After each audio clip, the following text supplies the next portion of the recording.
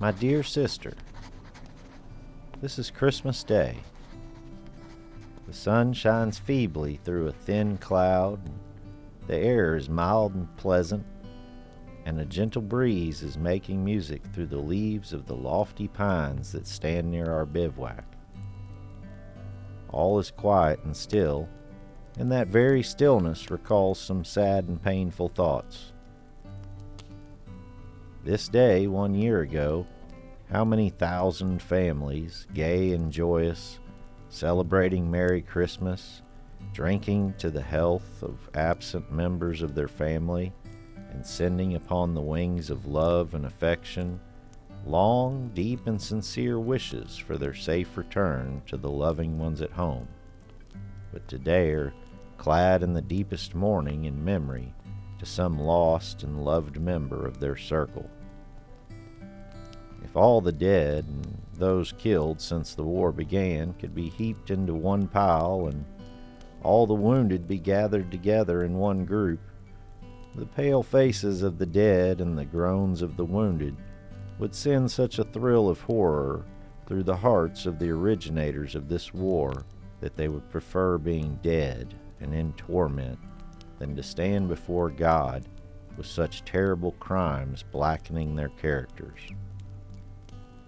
Add to this the cries and wailings of their mourners, mothers and fathers weeping for their sons, sisters for their brothers, wives for their husbands, and daughters for their fathers. And how deep would the convictions be of their consciences? Yet they do not seem to think of the affliction and distress they are scattering broadcast over the land. When will this war end? Will another Christmas roll around and find us all wintering in camp? Oh, that peace may soon be restored to our young but dearly beloved country, and that we may all meet again in happiness.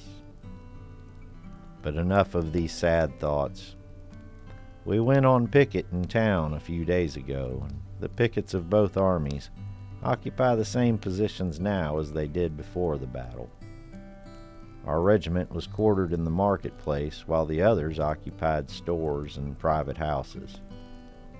I've often read of sacked and pillaged towns in ancient history, but never, till I saw Fredericksburg, did I fully realize what one was.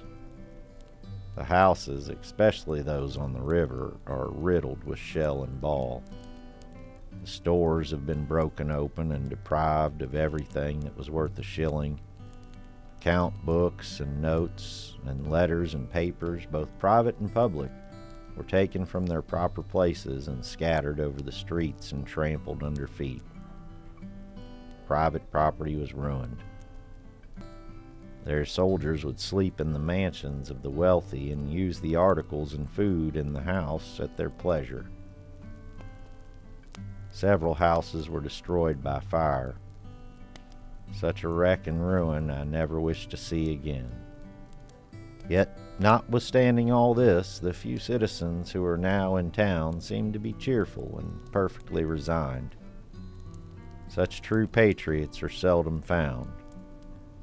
This will ever be a noted place in history. While we were here, Brigadier General Patrick of the U.S. Army with several of his aides de camp came over under a flag of truce. Papers were exchanged, and several of our men bought pipes, gloves, and other items from the privates who rowed the boat across. They had plenty of liquor and laughed and drank and conversed with our men as if they had been friends from boyhood. There's nothing new going on, I suppose. I'm almost dead to hear from home. I've received no letters in nearly 3 weeks, and you can imagine how anxious I am.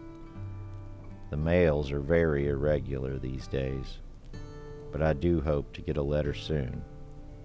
Write to me quick right off. I wish to hear from you badly.